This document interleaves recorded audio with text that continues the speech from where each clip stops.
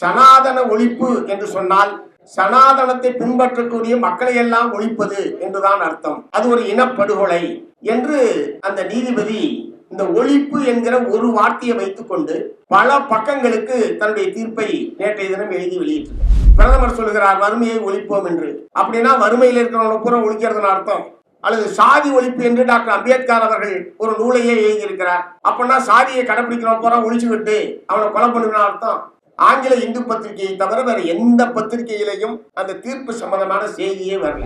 நீதித்துறையில் ஒரு கடுமையான சனாதன சக்திகளுடைய பிற்போக்குவாதிகளுடைய வலதுசாரி பிற்போக்குவாதிகளுடைய ஊடுருவல் எந்த அளவுக்கு இருக்கிறது என்பதற்கு நேற்றைய தீர்ப்பும் ஏற்கனவே திருப்பரங்குன்றம் சம்பந்தமாக வந்திருக்கிற தீர்ப்பும் மிகச்சிறந்த எடுத்துக்காட்டு என்பதை நான் இங்கே சொல்ல விரும்புகிறேன். நீதிமன்றத்துடைய உத்தரவுக்கு நாங்கள் கட்டுப்பட மாட்டோம் என்கிற உறுதியான நிலைப்பாட்டை எடுத்த தமிழ்நாடு முதலமைச்சர் மாண்புமிகு மு.க. ஸ்டாலின் அவர்களை இந்த நேரத்தில் நாம் பாராட்ட வேண்டும். இந்த திருப்பரங்குன்றம் என்கிற ஈரை பேனாக்கி பெருமாளாக்கியதில் மிக முக்கியமான பங்கு நீதித்துறைக்கு உண்டு. அந்த வழக்கை தள்ளுபடி செய்திருக்க வேண்டிய ஒரு வழக்கை உச்ச நீதிமன்றம் வரைக்கும் இழுத்து சென்றிருப்பதற்கு அடிப்படையான காரணம் மதுரை உயர் நீதிமன்றத்துடைய நீதிபதி ஜி.ஆர். சுவாமிநாதன் என்பதை நான் இங்கே குறிப்பிட விரும்புகிறேன். அவர் இந்த வழக்கை விசாரணைக்கு எடுத்துக்கொண்டதே சட்டப்படி தவறான ஒன்று. சனாதன கோட்பாடுகளுக்கு எதிராக இந்துக்களே பேசினாலும் அவர்களுக்கு எதிராகவும் அவர்கள் பேசுவார். எச் ராஜா போன்றவர்களுடைய வரிசையில் வள்ளலாரும் ஆன்டி இந்தி தான். தமிழ்நாட்டினுடைய பல்வேறு ஆளுமைகளுக்கு நேரடியாக சென்று தோழர் சேவியர் அவர்கள் வழங்கி அதை புகைப்படம் எடுத்து சமூக வலைதளங்களில் பதிவிட்டு வருவதை பலரும் இங்கே பார்த்திருப்பீர்கள். இங்கே இருக்கக்கூடிய பலரும் பார்த்துத்தான் இங்கே வந்திருப்பீர்கள். அவர் முக்கியமாக கொடுக்க வேண்டிய ஒரு நபரை விட்டுவிட்டார். அது வேறு யாரும் இல்லை, நீதியரசர் ஜி.ஆர். சுவாமிநாதன் அவர்களுக்கு இந்த நூலை அவர் கட்டாயமாக சென்று வழங்க வேண்டும் என்று புரிய அனுப்பிட்டீங்களா? ரொம்ப ரொம்ப மகிழ்ச்சி. ஏன்னால் இந்த பிரச்சனை, இந்த திருப்பரங்குன்றம் சம்பந்தமான பிரச்சனையை நம்ம தமிழ்ல ஒரு பழமொழி சொல்லுவாங்க, ஈர பேனாக்கி பேனை பெருமாளாக்குறதுன்னு ஒரு கதை சொல்லுவாங்க. இந்த திருப்பரங்குன்றம் என்கிற ஈரை பேனாக்கி பெருமாளாக்கியதில் மிக முக்கியமான பங்கு நீதித்துறைக்கு உண்டு. எடுத்த எடுப்பிலேயே அந்த வழக்கை தள்ளுபடி செய்திருக்க வேண்டிய ஒரு வழக்கை உச்ச நீதிமன்றம் வரைக்கும் இழுத்து சென்றிருப்பதற்கு அடிப்படையான காரணம் மதுரை உயர் நீதிமன்றத்துடைய நீதிபதி ஜி.ஆர். சுவாமிநாதன் என்பதை நான் இங்கே குறிப்பிட விரும்புகிறேன். ஏன் எடுத்த எடுப்பிலேயே அதை தள்ளுபடி செய்திருக்க வேண்டிய வழக்கு என்று நான் சொல்கிறேன் என்று சொன்னால், ஏற்கனவே பல வழக்குகளில், திருப்பரங்குன்றம் சம்பந்தமான பல வழக்குகளில் 2 நீதிபதிகள் கொண்ட அமர்வு வழக்கமாக ஏற்றுகிற இடத்தில் தீபத்தை ஏற்ற வேண்டும், புதிதாக ஒரு இடத்தில் தீபத்தை ஏற்ற வேண்டிய அவசியமில்லை என்று பல தீர்ப்புகளில் சொல்லியிருக்கக்கூடிய நிலையில் மீண்டும் அதே ஒரு பிரச்சனையை இப்போது ஒரு புதியதாக ஒரு நபர் இன்னொரு இடத்திலே தீபத்தை ஏற்ற வேண்டும் என்று ஒரு வழக்கை போடுகிற போது இந்த நீதிபதி ஏற்கனவே 2 நீதிபதிகள் இத்தகைய தீர்ப்பை வழங்கியிருக்கிறார்கள். ஆகவே நான் இந்த வழக்கை எடுத்துக்கொள்ள முடியாது, வேண்டுமென்றால் 3 நீதிபதிகள் கொண்ட அமர்வுக்கு நீங்கள் இந்த வழக்கை கொண்டு செல்லுங்கள் அல்லது நான் பரிந்துரை செய்கிறேன் என்றுதான் இந்த வழக்கை முடித்திருக்க வேண்டுமே தவிர அவர் இந்த வழக்கை விசாரணைக்கு எடுத்துக்கொண்டதே சட்டப்படி தவறான ஒன்று. இரண்டாவது, இந்த ஏற்கனவே இங்கே பேசிய வழக்கறிஞராக இருக்கட்டும், டாக்டர் இளைஞராக இருக்கட்டும், அநேகமாக இந்த நூலில் உள்ள அனைத்து சாப்டர்களையும் அவங்க தொட்டுட்டாங்க. வேற எதுவும் பாக்கி இருக்கிற மாதிரி தெரியல. எல்லா சாப்டருமே 2 அறிஞர் பெருமக்களும் ஆழமாக இங்கே நீண்ட விரிவான முறையில் இங்கே பேசியிருக்கிறார்கள். அதனால அந்த சாப்டர் வீசா போனா இங்கே அடுத்த 2 ஆளுமைகள் இங்கே பேச வேண்டியிருக்கிறது. அதற்குள்ள போய் பேசுறது என்பது, அப்படி ஒவ்வொரு தலைப்பு வாரியாக பேசுவது என்பது சிரமம். ஆனால் அதே நேரத்தில் தோழர் சூர்யா சேவியர் அவர்கள் இந்த நூலை தயாரிப்பதற்கு மிக கடுமையான தன்னுடைய உழைப்பை நல்கியிருக்கிறார் என்பதை கட்டாயம் நான் இங்கே சொல்ல வேண்டும். ஒரு 70 இந்த நூலை தயாரிப்பதற்காக எந்தெந்த நூல்களை எல்லாம் அவர் மேற்கோளாக பயன்படுத்திக் கொண்டிருக்கிறார், தகவல்களாக பயன்படுத்திக் கொண்டிருக்கிறார் என்பதை ஒரு நூல் பட்டியல் என்பது வெளியிட்டிருக்கிறார். ஏறத்தாழ தமிழ் நூல்கள் 71, ஆங்கில நூல்கள் 56. இது ஒரே ஒரு புத்தகம் தான். ஆனால் தமிழ் நூல்கள் 71, 56 ஆங்கில நூல்கள். இவ்வளவு நூல்களையும் படித்துத்தான் இந்த நூலை அவர் படைத்திருக்கிறார் என்று சொன்னால் எவ்வளவு காலங்கள், எவ்வளவு நேரங்கள், எவ்வளவு கடுமையான ஒரு உழைப்பை நல்கி இருக்க வேண்டும் என்பதற்கு அந்த நூல் பட்டியல் ஒரு மிகச்சிறந்த எடுத்துக்காட்டு. ஆனால் இந்த தமிழ் சமூகத்திற்கு இன்றைக்கு தமிழகம் எதிர்நோக்கி கொண்டிருக்கக்கூடிய ஒரு மிக முக்கியமான ஒரு பிரச்சனையின் மீது ஒரு மிகச்சிறந்த கருத்தாயுதமாக அந்த எதிரிகளை எதிர்கொள்வதற்கு, பிற்போக்குவாதிகளை எதிர்கொள்வதற்கு, அவர்களுடைய பொய் பிரச்சாரங்களை தவிடுபொடியாக்குவதற்கான மிகச்சிறந்த கருத்தாயுதமாக திருப்பரங்குன்றம் என்கிற இந்த வரலாற்று ஆய்வு நூல் மிகச்சிறந்த நூலாக வெளிவந்திருக்கிறது. இத்தகைய நூலை காலத்தை எழுதி வெளியிட்ட அருமை தோழர் சூர்யா சேவியர் அவர்களுக்கு மார்க்சிஸ்ட் கம்யூனிஸ்ட் கட்சியின் சார்பில் என்னுடைய நெஞ்சார்ந்த பாராட்டுக்களை முதலில் நான் தெரிவித்துக் கொள்ள விரும்புகிறேன். இந்த மத வெறியர்கள், அதனால இந்துக்கள், கிறிஸ்தவர்கள், முஸ்லிம்கள், இஸ்லாமியர்களையும் கிறிஸ்தவர்களையும் அவர்கள் இருக்கிறார்கள் என்றெல்லாம் கிடையாது. சனாதன கோட்பாடுகளுக்கு எதிராக இந்துக்களே பேசினாலும் அவர்களுக்கு எதிராகவும் அவர்கள் பேசுவார்கள். வள்ளலார் மதம் எனும் பேய் பிழியாது இருக்க வேண்டும் என்பதை முன்னிறுத்தி அவர் சனாதன சக்திகளுக்கு எதிராக மத சீர்திருத்த கருத்துக்களை முன்வைத்தவர் வள்ளலார் அவர்கள். வள்ளலாரை இவர்கள் ஏற்றுக்கொள்வார்களா? வள்ளலாரை இவர்கள் ஏற்றுக்கொள்வார்களா? நிச்சயமாக ஏற்றுக்கொள்ள மாட்டார்கள். ஆகவே வள்ளலாராக இருக்கட்டும், இது போன்ற ஏராளமான மத நம்பிக்கையாளர்கள் சனாதனத்திற்கு எதிராக தொடர்ச்சியாக தமிழகத்திலே மத சீர்திருத்த கருத்துக்களை, சனாதன கருத்துக்களுக்கு எதிராக வலிமையாக முன்வைத்து வந்திருக்கிறார்கள். ஆகவே சனாதனத்துக்கு எதிராக யார் பேசினாலும் அவர்கள் எல்லாம் இந்து விரோதிகள் என்கிற பட்டியலில் தான் வருவார்கள். ஆகவே ராஜா போன்றவர்களுடைய வரிசையில், இந்த ராஜா அல்ல, எச் ராஜா போன்றவர்களுடைய வரிசையில் வள்ளலாரும் ஆண்டி ஹிந்து தான்.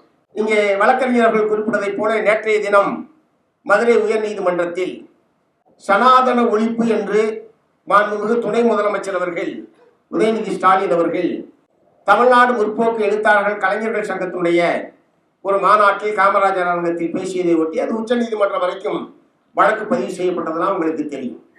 அவர் அந்த கருத்தை வெளியிட்டதை ஒட்டி அமித் மாளவியா என்கிற பாரதிய ஜனதா கட்சியினுடைய தலைவர் ஒரு சமூக வலைதளத்திலே ஒரு பதிவை இடுகிறார். அது தொடர்பாக ஒரு இன மோதலை உருவாக்கக்கூடிய வகையிலான கருத்தை அவர் வெளியிட்டிருக்கிறார் என்று சொல்லி திருச்சி நகர காவல்துறை ஒரு வழக்கை பதிவு செய்கிறது. அமித் மாளவியா மீது ஒரு வழக்கை பதிவு செய்கிறார்கள். அந்த எஃப்ஐஆரை ரத்து செய்ய வேண்டும் என்பதுதான் மதுரை உயர்நீதிமன்றத்திலே இருந்த வழக்கு. அந்த வழக்கிலே நேற்றைய தினம் மதுரை உயர்நீதிமன்ற கிளை தீர்ப்பு வழங்கியிருக்கிறார். எத்தனையோ அபத்தமான தீர்ப்புகளை அவர்கள் வழங்கியிருக்கிறார்கள். நீதிபதிகள், நீதிமன்றங்கள் எத்தனையோ அபத்தமான தீர்ப்புகளை வழங்கியிருக்கிறார்கள். நேற்றும் ஒரு அபத்தமான தீர்ப்பை வழங்கியிருக்கிறார்கள். தீர்ப்பு என்ன? சனாதன ஒழிப்பு என்று சொன்னால் சனாதனத்தை பின்பற்றக்கூடிய மக்களை எல்லாம் ஒழிப்பது என்றுதான் அர்த்தம். அது ஒரு இனப்படுகொலை என்று அந்த நீதிபதி இந்த ஒழிப்பு என்கிற ஒரு வார்த்தையை வைத்துக் கொண்டு பல பக்கங்களுக்கு தன்னுடைய தீர்ப்பை நேற்றைய தினம் எழுதி வெளியிட்டிருக்கிறார். இப்ப வறுமை ஒழிப்பு, பிரதமர் சொல்கிறார் வறுமையை ஒழிப்போம் என்று. அப்படின்னா வறுமையில் இருக்கிறவங்க பூரா ஒழிக்கிறதுன்னு அர்த்தம். அல்லது சாதி ஒழிப்பு என்று டாக்டர் அம்பேத்கர் அவர்கள் ஒரு நூலையே எழுதியிருக்கிறார். அப்படின்னா சாதியை கடைபிடிக்கிறவங்க பூரா ஒழிச்சுக்கிட்டு அவனை கொலை பண்ணுன்னு அர்த்தம். சாதிய பாகுபாட்டை, சாதிய ஒடுக்குமுறையை, சாதிய ஏற்றத்தாழ்வுகளை ஒழிக்க வேண்டும் என்ற அர்த்தமா? அல்லது சாதியை பின்பற்றுகிறவனை எல்லாம் ஒழித்து கட்ட வேண்டும் என்றுதான் அம்பேத்கர் சொன்னார் என்று சொன்னால் நாம் ஏற்றுக்கொள்வோமா? ஆனால் அப்பட்டமாக நேற்றைய தினம் ரொம்ப வலிந்து அந்த தீர்ப்பை தயவு செய்து எல்லோரும் படியுங்கள். இன்னைக்கு துரதிருஷ்டவசமாக தமிழ்நாட்டில் ஆங்கில இந்து பத்திரிகையை தவிர வேற எந்த பத்திரிகையிலையும் அந்த தீர்ப்பு சம்பந்தமான செய்தியே வரல. ஒருவேளை மற்ற பத்திரிகையாளர்களுக்கெல்லாம் நீதிமன்றத்தில் நிருபர்களே இல்லையா என்பதெல்லாம் தெரியவில்லை. ஆனால் வந்ததில் மிக மிக மோசமான ஒரு தீர்ப்பு. இந்த மாதிரியெல்லாம் நீதிபதிகள் தீர்ப்பு வழங்க ஆரம்பித்தால் யார் நீதிமன்றத்தை நம்பி செல்ல முடியும்? திருப்பரங்குன்றம் தீர்ப்பு எப்படியோ அதை போலவேதான் நேற்றைய தினம் சனாதன ஒழிப்பு என்று உதயநிதி பேசியது சம்பந்தமாகவும், அது தொடர்பாக அமித் மாளவியா வெளியிட்ட கருத்து, அது தொடர்பாக வந்திருக்கிற தீர்ப்பு. ஆகவே நீதித்துறை என்பது, நீதித்துறையில் ஒரு கடுமையான சனாதன சக்திகளுடைய, பிற்போக்குவாதிகளுடைய, வலதுசாரி பிற்போக்குவாதிகளுடைய ஊடுருவல் எந்த அளவுக்கு இருக்கிறது என்பதற்கு நேற்றைய தீர்ப்பும் ஏற்கனவே திருப்பரங்குன்றம் சம்பந்தமாக வந்திருக்கிற தீர்ப்பும் மிகச்சிறந்த எடுத்துக்காட்டு என்பதை நான் இங்கே சொல்ல விரும்புகிறேன். ஆகவே ஆட்சி அதிகாரத்தை பயன்படுத்திக் கொண்டு, ஒன்றிய ஆட்சி அதிகாரத்தை பயன்படுத்திக் கொண்டு அனைத்து துறைகளிலும், அது நீதித்துறையில் மட்டுமல்ல, அனைத்து துறைகளிலும் தங்களுடைய சித்தாந்தத்திற்கு ஏற்ற ஆட்களை அல்லது தங்களுடைய சித்தாந்தத்தை பின்பற்றக்கூடிய நபர்களை அனைத்து உயர் பொறுப்புகளிலும் அவர்கள் நிரப்பி வைத்திருக்கிறார்கள், அவர்கள் பதவிகளிலே நியமித்திருக்கிறார்கள் என்பதற்கு இப்படி ஏராளமான உதாரணங்கள் என்பது வந்து கொண்டிருக்கிறது. ஆகவே நாம் களத்திலும் போராட, அவர்களை எதிர்த்து, வலதுசாரி சக்திகளை எதிர்த்து களத்திலேயும் போராட வேண்டியிருக்கிறது. கருத்தியல் ரீதியாகவும் நாம் போராட வேண்டியிருக்கிறது. கருத்தியல் ரீதியாக போராடுவதற்கான மிகச்சிறந்த தகவல் களஞ்சியமாக இந்த திருப்பரங்குன்றம் என்கிற வரலாற்று நூல் என்பது அமைந்திருக்கிறது என்பதை நான் உங்களுக்கு எல்லாம் சொல்ல விரும்புகிறேன். ஆகவே இந்த நூலை அவசியம் இந்த சனாதன சக்திகளை அல்லது வலதுசாரி பிற்போக்கு சக்திகளை, RSS இந்துத்துவா கும்பலை எதிர்த்து போராட விரும்புகிற அனைவருமே வாங்கி படிக்க வேண்டிய மிக முக்கியமான நூல் என்பதை உங்களுடைய கவனத்துக்கு நான் கொண்டு வர விரும்புகிறேன். குறிப்பாக அவர்களுடைய பொய் பிரச்சாரங்களை முறியடிப்பதற்கு அதுதான் ரொம்ப முக்கியமான ஒன்று. ஏனென்றால் அவர்கள் பொய்யை உண்மையை போல் சித்தரித்து தீவிரமாக அதை மக்கள் மத்தியிலே கொண்டு செல்லக்கூடிய தந்திரக்காரர்களாக அந்த RSS BJP இந்துத்துவா கும்பல் என்பது இருக்கிறது.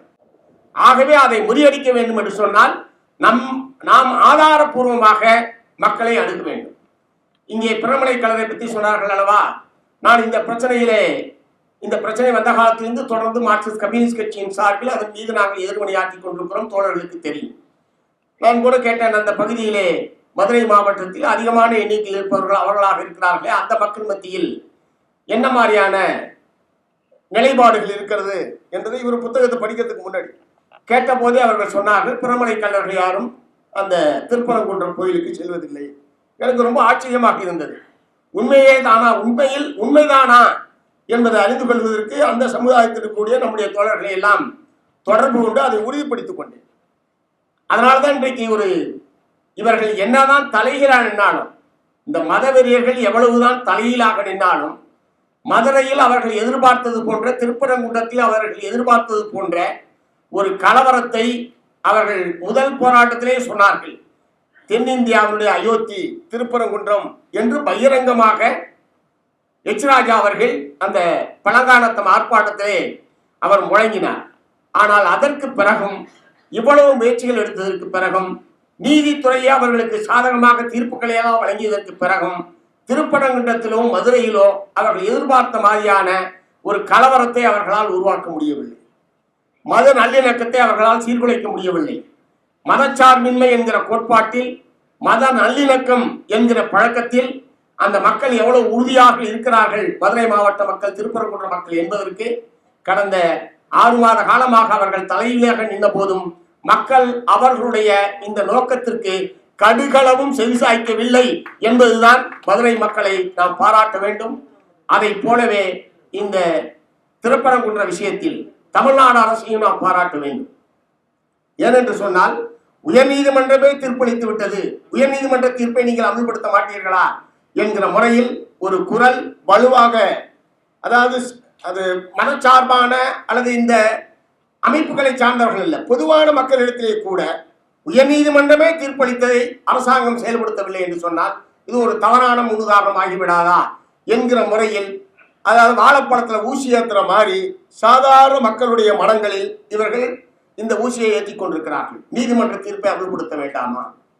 நீதிமன்ற தீர்ப்பு எதுவாக இருந்தாலும் அது மக்கள் மத்தியில் என்ன விளைவை ஏற்படுத்தும், தீர்ப்பை அமல்படுத்துவதனால் எத்தகைய விளைவுகளை ஏற்படுத்தும் என்பதை பற்றி கவலைப்படாமல் ஒரு அரசாங்கம் இருக்க முடியுமா? ஆகவே நீதிமன்றமே தீர்ப்பளித்திருந்தாலும் அது மக்களுடைய ஒற்றுமைக்கு, மத நல்லிணக்கத்திற்கு குத்தகத்தை விளைவிக்கக்கூடிய ஒன்றாக இருக்குமானால், நாங்கள் மத ஒற்றுமை, மக்கள் ஒற்றுமை, மத நல்லிணக்கம் என்பதில் தான் அரசு உறுதியாக இருக்குமே தவிர, நீதிமன்றத்துடைய உத்தரவுக்கு நாங்கள் கட்டுப்பட மாட்டோம் என்கிற உறுதியான நிலைப்பாட்டை எடுத்த தமிழ்நாடு முதலமைச்சர் மாண்புமிகு மு.க. ஸ்டாலின் அவர்களை இந்த நேரத்தில் நாம் பாராட்ட வேண்டும். ஒருவேளை வேறு விதமான நபர்கள் இங்கே இருந்திருந்தால் என்ன ஆகியிருக்கும் என்பது எல்லோர் மனதிலுமே எழக்கூடிய மிக முக்கியமான கேள்வி. ஆகவே உயர் நீதிமன்றம் சொன்னாலும், தனி நீதிபதி சொன்னாலும், 2 நீதிபதிகள் சொன்னாலும், எவர் சொன்னாலும் இது தவறான தீர்ப்பு, நாங்கள் அதற்கு மேல்கோர்ட்டுக்கு செல்வோமே தவிர நீதிமன்றம் சொல்லிவிட்டது என்பதற்காக நாங்கள் நீதிபதிகளின் பின்னால் செல்ல மாட்டோம் என்கிற உறுதியான நிலைப்பாட்டை இன்றைய தேதி வரை தமிழ்நாடு முதலமைச்சர் அவர்கள் அதில் உறுதியாக இருக்கிறார். ஆகவே அரசனுடைய இந்த அணுகுமுறை, மக்கள் மத்தியில் இருக்கக்கூடிய ஏற்கனவே இருக்கக்கூடிய நல்லிணக்கம், இவை அனைத்தும் சேர்ந்துதான் இந்த மத வெறியர்களை, அவர்களுடைய நோக்கங்களை நிறைவேற விடாமல் தடுத்து நிறுத்தி இருக்கிறது. இந்த ஒற்றுமையும் மக்கள் மத்தியில் இருக்கக்கூடிய இந்த நல்லிணக்கம், இந்த ஒற்றுமை என்பதுதான் தமிழ்நாட்டினுடைய சிறப்பு.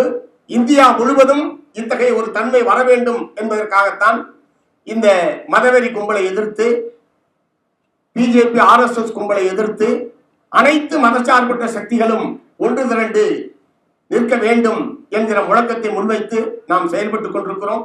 இத்தகைய போராட்டத்திற்கு இது போன்ற நூல்கள் ஏராளமாக வர வேண்டும். இது திருப்பரங்குன்றத்தை பற்றி.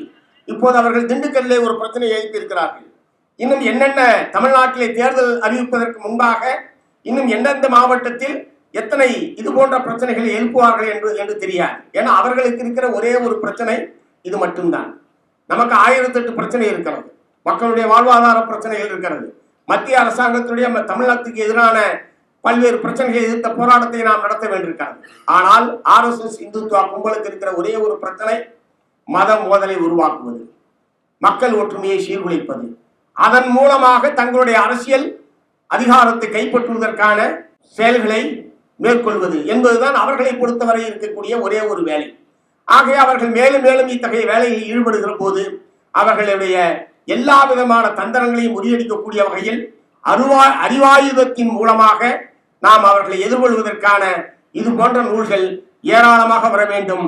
திருப்பரங்குன்றம் வரலாற்று ஆய்வு நூல் தமிழகத்திலே அனைவராலும் படிக்கப்பட வேண்டிய, நம்முடைய எதிரிகளாலும் படிக்கப்பட வேண்டிய மிக முக்கியமான ஒரு நூல்.